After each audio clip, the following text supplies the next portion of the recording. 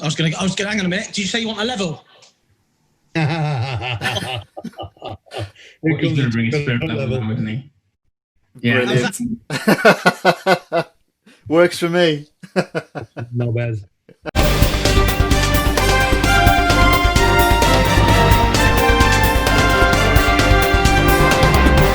Right then, folks, welcome to the 4th episode of Goldie Lockdown with Ant Martin Nathan. And today we've got a proper treat for you, as promised. We've got the referee that we've been talking about in this clip for the past 3 episodes. Ladies and gentlemen, please welcome Adam. Yeah, and the crowd went wild. Not many times you get an applause for a referee. Yeah, to be fair. There was one game where I got booed onto the pitch and booed off of it, but that's another story. Well, that's the consistency that people are often asking for. Yeah. So you can't... Absolutely consistent, Bennett. So yeah, I mean, have you watched the previous 3 episodes to kind of see what we've been saying? And to be honest, how did it feel having 3, Martin and 2 strangers that, because we never met before, kind of dissecting a 3-minute section of one of your games to the degree that we have? We made almost 2 hours worth of content just dissecting these 3 minutes. How did that feel? It pretty much, obviously I've seen it a few times before, and obviously me and Martin have done it at various events and other meetings, but it basically felt like you'd put a microphone into the crowd and I could hear what they were all thinking. Is that some during the game? Because obviously at this level, you can see in the background there's a fair few people. It's a crowd of a few hundred, isn't it? This was my first. So I'd just been promoted, so this was my first ever game at level 3. And at the time, obviously Weymouth was always a well-supported club. There was about 850 at that game. First ever game at level 3, and this shit happens. Yeah, cheers, mate. No, at least it went smooth for you. Yeah. So you had an incident like this pop up in your first game at level 3 in front of almost 1,000 people. Majority of them will have been wanting a goal score, presumably because that's the home team. So in that moment when they were all like, "Oh fucking hell, ref, what's going on?" How did that feel? Well, to be honest with you, I was lucky enough to come through the system quite quickly. So, I've been promoted from level 7 to 6. The next season, 6 to 4, double jump, and then the next season, 4 to 3. So, next thing you know, this is my first game at level 3. Like I said, over 800 people. Obviously, I've been buzzing for the last few seasons, sort of flying through the system, and all of a sudden, obviously, this is it's a totally different game now. The expectancy is different. What they expect from you as a referee is different. What the crowd expect is different. There's no hiding at this level of football. If you make a mistake or several mistakes, or it's not clear what you're doing, there's not just 2 men and his dog who are going to tell you about it. There's 8 men plus his dog, plus his Cornish pasty, who are all going to tell you what you're doing wrong. So give us an idea of how you were feeling when you were sat in the dressing room and when you were conducting your pre-match on the day. So yeah, I was buzzing. I was on cloud 9. At the end of the day, I'm quite a confident person. I always have been. I did a lot of work to get myself to that level of football. It was only a couple of years before that when I sort of started out as a level 7 when I was about 16 and a half stone. And someone from the county, but my local county, had come out to watch me. And they basically said, "Look, I'll give you the honest critique. You've got some potential, but you'll never go anywhere being the weight you are." Yeah. And that was a big eye-opener for me, really. And then obviously, all of a sudden I managed to get down to about 11 and a half stone and progress up to this level and obviously further. I've actually seen your weight loss transformation. Is it okay if I share that a couple of photos of you like before and after? Because it's a massive change. And as someone as someone as well that has gone from a very similar starting point to losing a lot of weight, I can tell that it's a complete lifestyle change, isn't it? Yeah, it wasn't just let's lose a bit of weight to get up the levels. Like you said, it was a total lifestyle change. I'd gone from pretty much doing from smoking 25 fags a day, eating takeaways 5 times a week, and then going out and picking up me 20 quid refereeing on a Saturday, to all of a sudden, do you want to take this seriously and progress, or do you just want to pick up your 20 quid? So it was a big eye opener to me, and luckily I took it on board, and literally my life changed, really. Yeah, that's brilliant, mate. Absolutely brilliant. The problem now is because obviously I've been retired for a couple of years now, so I'm starting to go back the other way. Yeah, one of the things, Pen, as you mentioned there about how much weight you lost, it was Richard Mellon, one of our trustees, that said to you about being overweight, wasn't it? Yeah, it was, yeah. And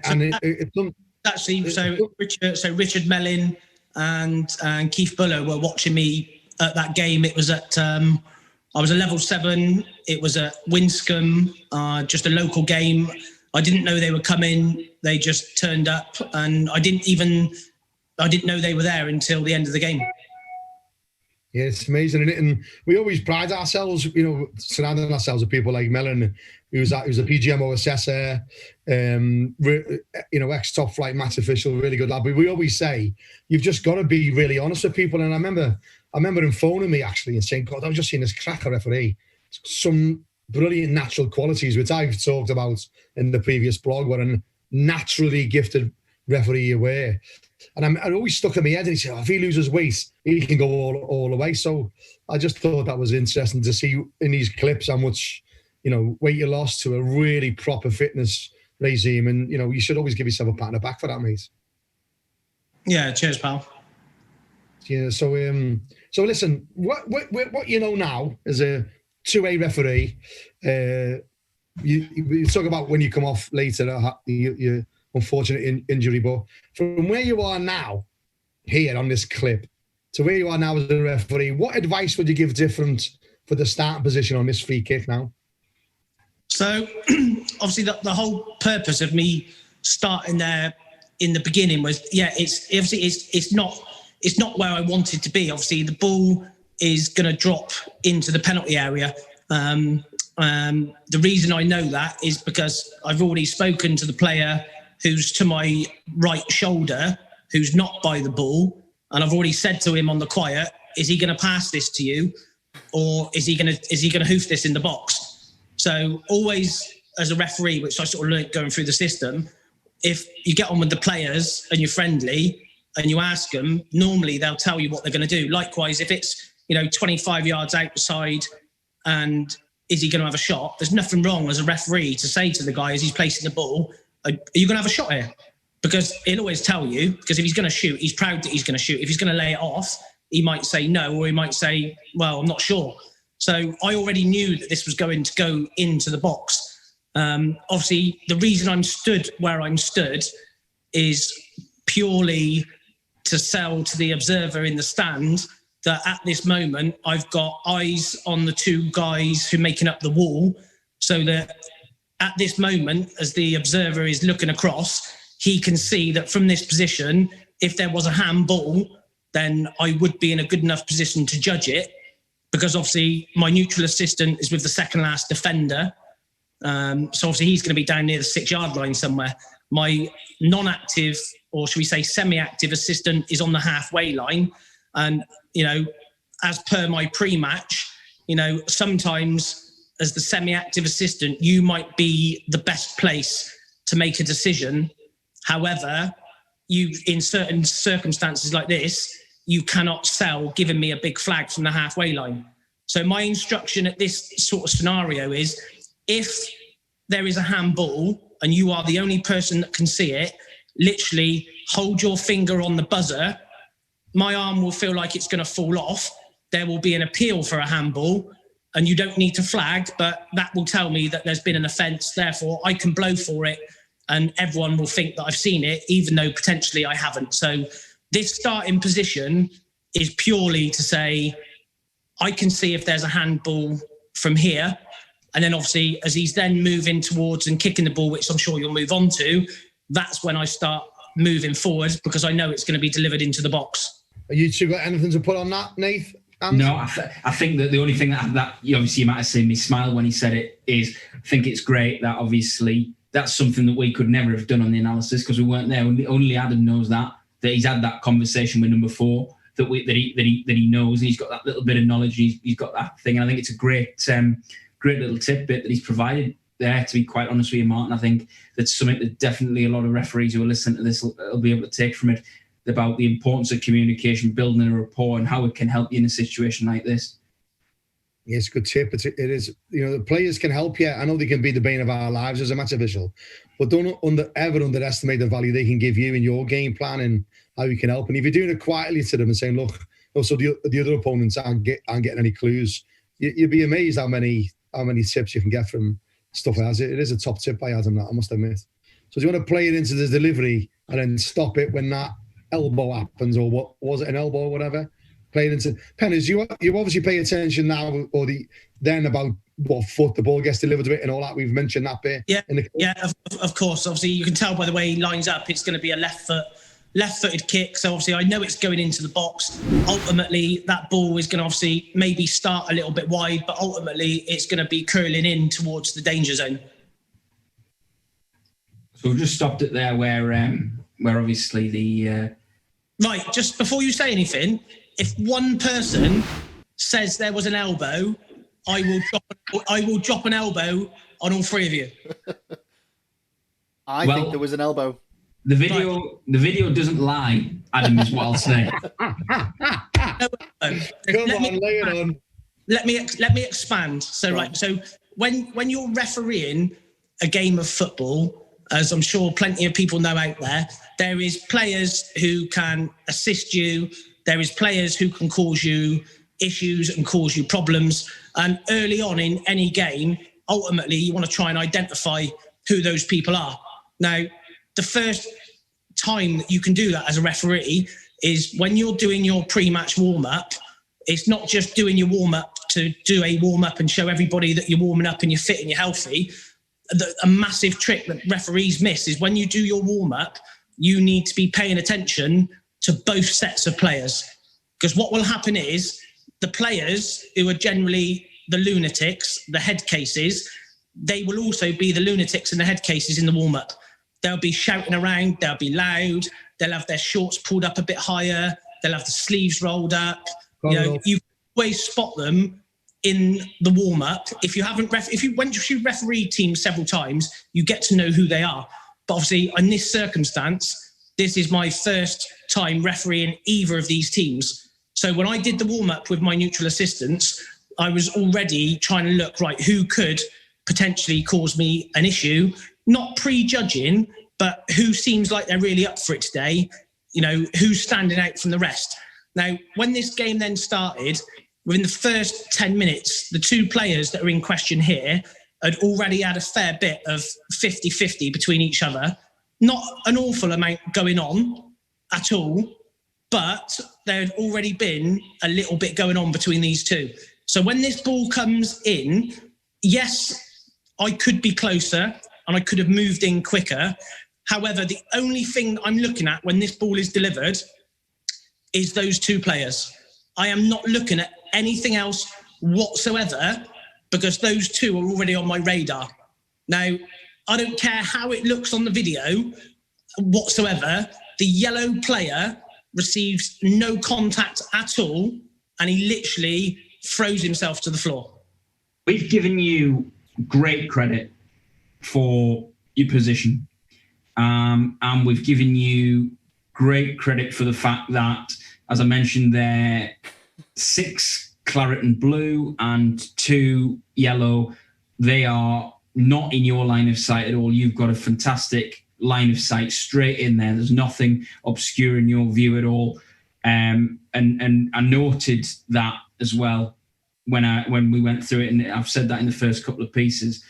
And to be honest, like I said, you on the previous part, you provided a wonderful bit of insight in terms of the conversation you'd had, which then led to you having knowledge of what was going to happen next. And that's why, no matter how it looks on here now, having spoken to you and you giving us that insight, then I'm not going to say I'm prepared to accept. Basically, I'm saying what you are saying is fact. Yeah.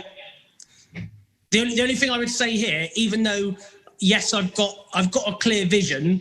What I should have done from here is once I've obviously back to the starting position, once I've obviously sold the fact that I could see if there was a handball, I'm in a credible position. As soon as the ball then gets kicked, yes, my patrol path is correct and is good, but I walked in. If that would have been, that only had to be a medium jog, and instead of where I'm stood now, I probably would have been I'd have had the same angle of vision, but I probably would have been a yard outside of the penalty area, which would have been even better. Fair shout. I think it's about finding that, again, we're talking about Martin's Goldilocks here. It's about finding that right zone, isn't it? Because you don't want to be in the box, you'd be too close to assess foul play. So I think that it's definitely about the right zone. Just outside the box would be ideal. And even though, like I said, from this, I know 100% there is no foul play. So even when the player goes down, my attention already then turns to the middle of the box, because I already know there is no foul play. I'm not interested. You're not conning me into a defensive free kick. Yeah. You basically do one. I'm not interested. But it would have been if I was a bit closer than what I am now, just outside the box, because I'm very verbal. So from here, where I'm stood now, no matter what I say, they wouldn't be able to hear me. If I'm just outside the box, the way I referee, I wouldn't be cutting the grass, because it's just they're only appealing for a defensive free kick. But from just outside the edge of the box, I would be saying no, or I'd be saying nothing. And everybody would be able to hear me if I was just outside the box. Yeah. You'd mentioned that you'd had a bit of time to kind of get a temperature, a feel for the game, to kind of gauge where your hotspots were going to be, who your troublemakers are. Do you recall at what point in the game this was?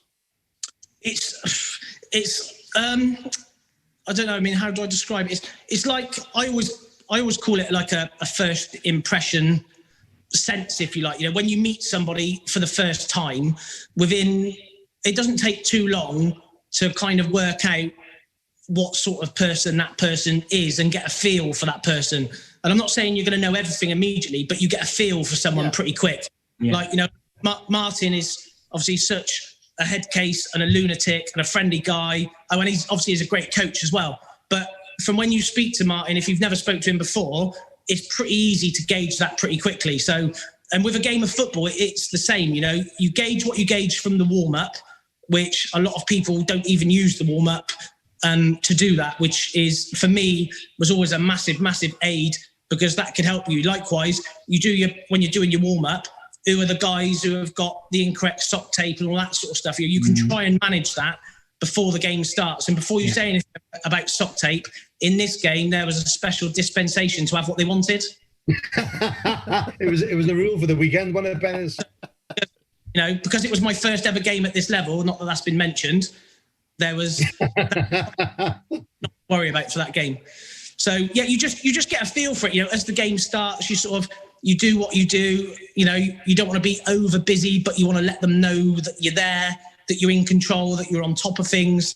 So obviously you're using verbal communication and non-verbal communication, and it doesn't take too long. Generally, you know, within sort of 5-10 minutes, you can generally get a feel. You don't know how the whole game's going to pan out, but within 10 minutes, you kind of know yourself how the game has started.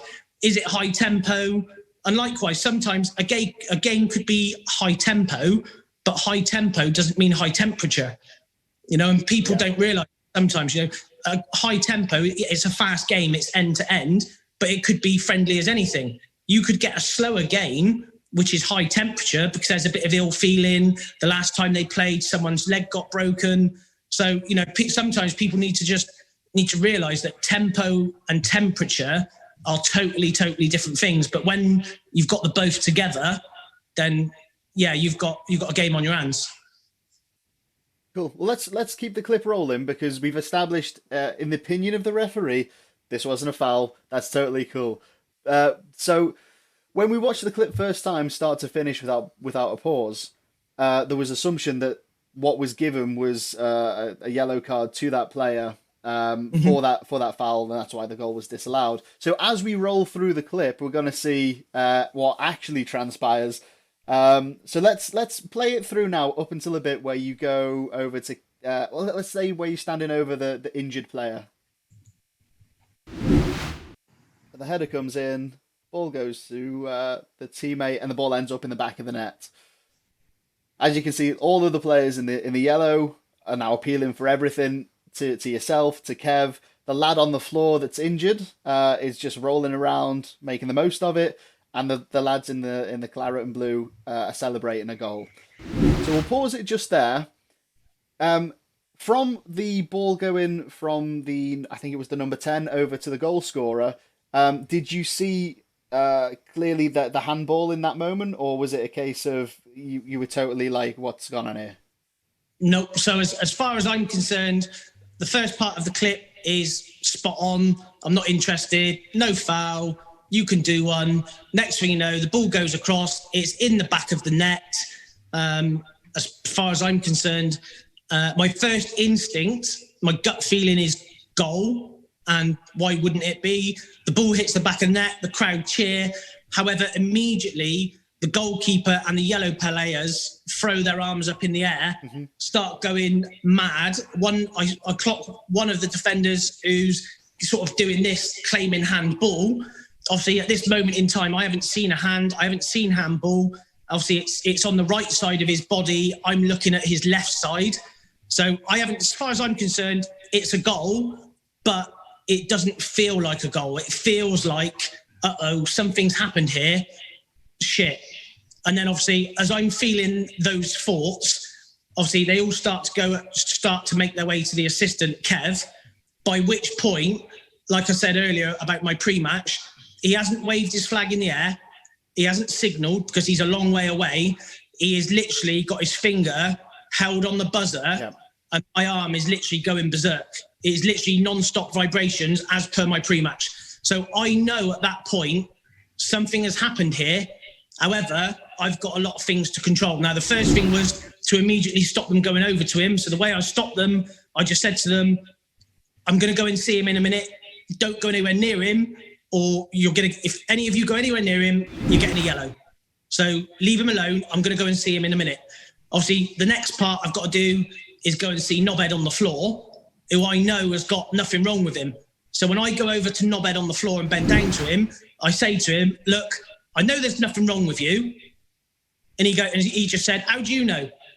Nothing wrong with him at all. I said, I know there's nothing wrong with you, but just so you know, the physio's coming on, which means you've got to leave the field of play. So you can stay there for all I care. Simple. So obviously, as this happens, there's then obviously the majority of the yellows are still having a discussion and obviously complaining about the goal. The majority of the Weymouth players have disappeared, bar the odd player who's hanging around. Basically, he's hanging around because he's thinking, have we got away with this or not? So that's up to that stage. Well, that pretty much explains everything up until that point. You spend a lot of time with the injured player whilst the physio is with him. Did that invite any kind of conversations that were a bit awkward for you, in the sense that obviously you've not yet gone to talk to your assistant or anything like that? Was there anyone kind of having a go at you? So there's two reasons I've stayed there. One is to monitor the injured player and not be too far away. Obviously, I can't disappear and leave him. Two, obviously, the complaints are all coming from the yellow players, and I've got no issue. I'll never hide from any player or any situation. I will stand up, puff my chest out, say what I know and what the facts are, and deal with it and make them see that, look, I'm in charge. You're not telling me, I'm telling you. So I've stayed there knowing that the majority of the Weymouth players are out the way. I know something has happened. So at that stage, even though they're unhappy, it's the right place to be, because I have told them, look, right, let me sort your player out first, and then I'm going over to my assistant. I know he has seen something because my arm is about to fall off. So just calm down. I'm going over to see him in a minute.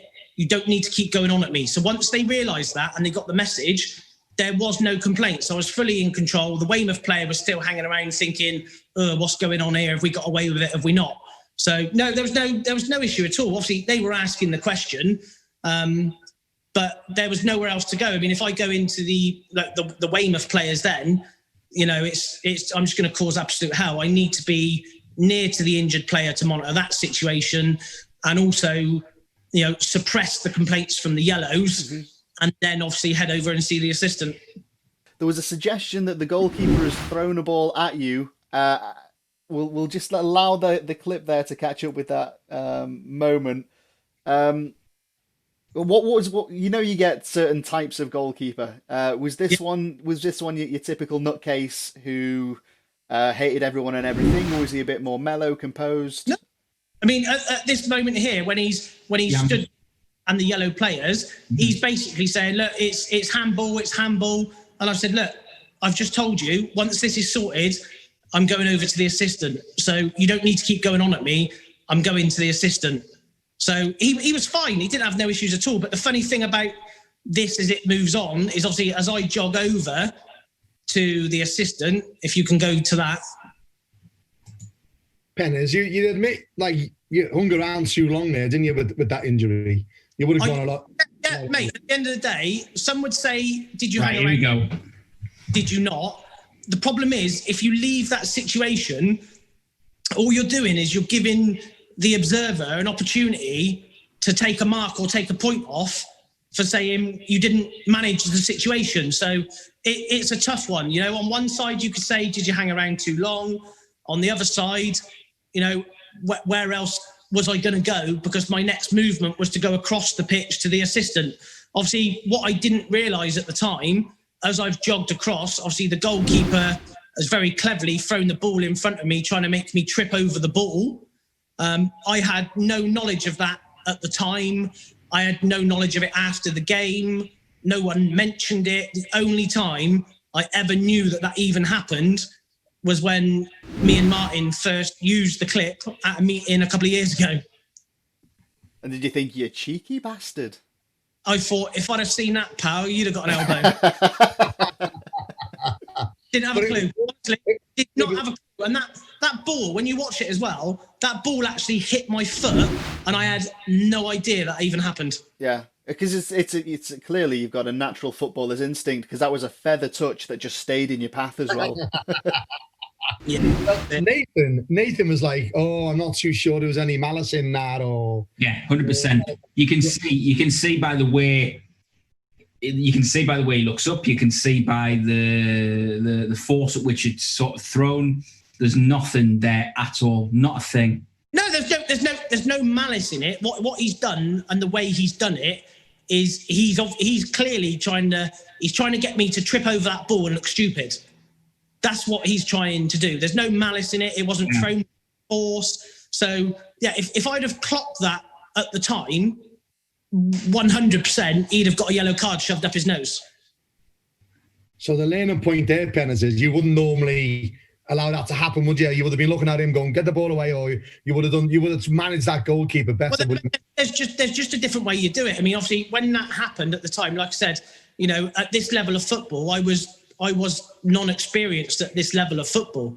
So, when I moved on the next couple of years, there's millions of things I'd have done differently. So in that scenario there, when I was coming away from the injured player to go to the assistant, I'd have almost gone over, instead of running straight, I'd have almost gone over with a crab in motion. So I could have had the keeper, if you like, in the corner of my right eye, my back almost to the goal. Everybody else would have been in view. I then could have started crabbing over to so I was facing up the field, so to speak.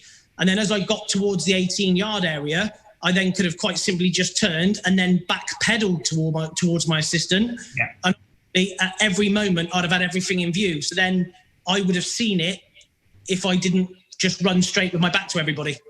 I just think that the thing is, I mean, look, I might be wrong here. I might be right. I don't know. But my view is, right, that you can't be hauled over the coals, or any referee for that matter can be hauled over the coals for moving in that manner. Yeah, okay, it's a bit of a cherry on the cake for me if you move in that manner. But the fact is, you're working with a neutral assistant who's got a view in on the pitch at all times. So that means that you still have that. If something happens over your shoulder, you've got that. Now, if you're on your own, it's a different situation. But if you're on your own, you wouldn't be doing that in the first place. So it's a different situation. But, if we're talking about any kind of movement where you might be on your own, okay? But what I'm saying is I think that it would be very harsh if you got penalised in any way for that, because I think what you've done is entirely appropriate and entirely sensible, because you're working within a team. And if anything happens over your shoulder, you've got Kevin there who's going to tell you straight away. Yeah, and I agree. And it wasn't something that I was picked up on or penalised for. Yeah. But when I moved through the system, ultimately what you want to do, some refs want the cake, and I always wanted to be the best I could be. So I wanted the cake, I wanted the icing, I wanted cherry, I wanted the sugar sprinkles, I wanted the lot. So moving forwards from there and looking back now, and when I was, at 2A level, 1%, I would not have moved in that way. I'd have moved in a different way. And even though if you did it the way I did it, yes, you wouldn't have been picked up for it. But if you did it the way I would have then done it a couple of years later, what you might have got is the observer, if he switched on, would have noticed it and said, you know what, I really like the way that you turned your body and you twisted and you still have everything in view. So ultimately, it can always be improved. It can always be better. At this stage, obviously, I didn't have a clue about things like that. I just pretty much come through the system quickly and I did what felt natural. But like I said, moving on, there's so many things and a lot of it is small things, but when you add them all up together, they all equals big things. It's an unbelievable attention to detail, that. But you know what? I was probably the most, in terms of self-critical, I mean, sometimes even if I had a good game, I'd batter myself because I'd make silly things or silly mistakes in my own head, which maybe someone else didn't notice, but I knew myself. Still been better. Yeah, it's funny because we always talk about that. It's always the little things. Individually, you never seem that big. Someone would say, "Oh, what does Scouse have for you today?" "Oh, we said I never turned his back on the ball. Oh, we never used enough hand gestures." Oh, and that's a bit picky. But when individually they don't seem that big, but collectively, they're massive. And we always talk about creating your toolbox as you go through your career. And this is a good example of what we're on about, is that the Goldilocks zone, Penn has just said he wouldn't have got picked up on it. There's another way of doing it, which is acceptable. But this is the Goldilocks zone. What Penn is talking about now is putting those cherries on the cake, going finding those, bringing them out of your toolbox as you go through. Say, I remember, don't lose the ball. Don't lose the players. Have all those cherries in there. They're all in those Goldilocks zone that we always try to find. And Penn has got that really early on in his career. Some referees I've coached and dealt with don't get that for a long time. Some of them don't see the importance of the little things. You think the little things are little things, but they're not. Collectively, they're huge. Everyone knows, if you look at all the top officials in the world, they all know what a free kick is, like you do. They all know what offsides is when you're on the line. It's all those little things that make them that 1%, 2%, 3% better than you. I think I was just going to say, Martin, I think that this is where you're talking here, I think is a great point, because I think that, now more than ever, things can be very, very tight in the bandings, and I think that if you so maybe if you get assessed 5 or 6 times over the course of a season and 3 or 4 of those times the observer's saying, I liked that extra thing you did. Well, if it's tight and they're thinking, who do we come up, and the panel meets, and think about who might go up, the referees committee, it might be you because of those little extras. And I think that that's a really important thing to take on board, that if it's tight at the top of the band, and, you doing those little things on top might make the difference. It is a level that we like to talk about. This is obviously a level in team of 3, but we've always talked right through this about what would you do when you haven't got, your neutral liners, you've got club liners. Obviously, you wouldn't be having this scenario. That's going to be probably an easier way to get cherries, because you haven't got to go over there to the goalkeeper. We probably wouldn't have gone to the line, or we probably wouldn't have gone anywhere near that. But he would have managed it differently. And all these little things we're talking about, you can use that at any level of football. All about your body language, your hand gestures, all the other stuff we talk about, raising your awareness by looking like you're not going to miss anything, rather than thinking you didn't miss anything, but if something did happen, you wouldn't have been able to see it. That's the difference of it. That is the difference of it. So it's those little cherries that what you always look for. Listen, that concludes the first part of this analysis we're having. Penners here. And in the next episode, tomorrow, we're going to go away from what happens here, what Penners was going through his mind at managing the substitutes, the coaching and technique, and the journey between Kev on the line and doing that coaching technique. So tomorrow, Adam will be back again to go through everything of the rest of the clip, and then we'll talk about the brilliant support he got from the PGMO. So see you tomorrow, guys. That was episode 4 of Goldie Lockdown. In it, Martin. Say it, Martin. Yeah. One day.